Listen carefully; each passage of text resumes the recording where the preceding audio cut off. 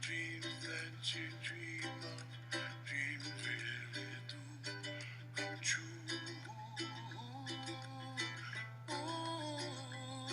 Someday you wish upon a star, wake up where the clouds are far behind.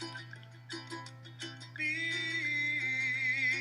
where trouble melts like lemon drops, high above the chimney top. That's where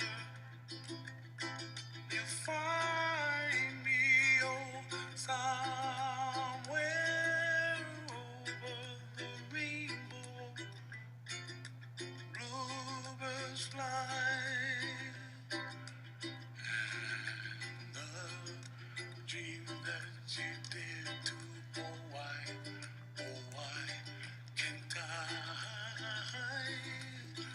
oh, someday I wish bluebirds fly.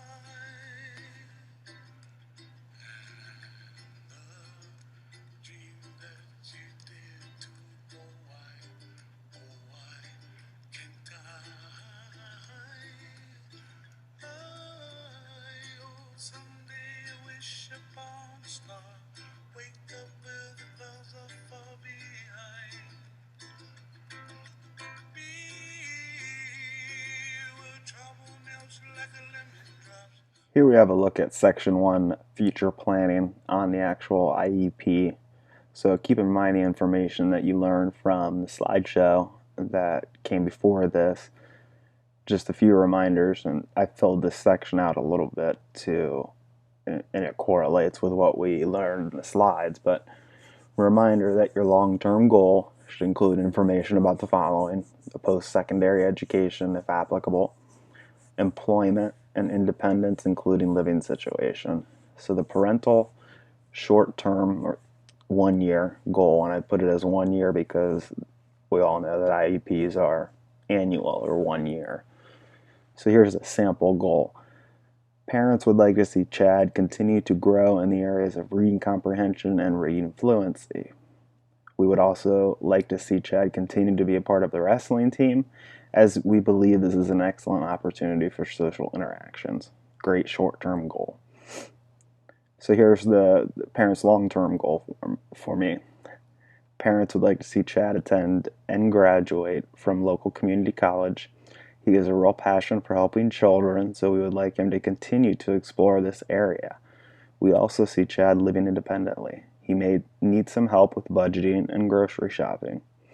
My wife will tell you that that last sentence is absolutely true, but that also, if we're putting it into perspective and really looking at this, there is some concern on the parents' end for me living independently when it comes to budgeting and grocery shopping. That's something that needs to be addressed in the IEP. So here is my short-term or 1 year annual goal: to get good grades, try and stay out of trouble, and keep up with my weekly reading logs. And if you get that out of a student that's elementary school or above, that's a pretty good goal. Long-term goal that I have for myself: Chad plans to attend the community college to study child development. He will continue his job at the YMCA daycare center. He wants to live in an apartment with support and is on a waiting list to do so. So obviously that's addressing the may need some help with budgeting and grocery shopping parental concern. Now I did add, and it kind of cut off, and I apologize for that, is I think it's very important to get the teachers or the IEP team, let's say the half that works within the school, what are their short-term goals for your student? What are their long-term goals for your student? I think it's very good to get the perspective of the teachers that work academically with the child day to day, because maybe your long-term goal is way off compared to the teacher's long-term goal. At that point, especially if we're late in middle school or into high school, there needs to be conversation about that, about what kind of path that they are on. At age 14, we all know that the transition piece of the IEP comes into play, which I will go over that section once we get to it.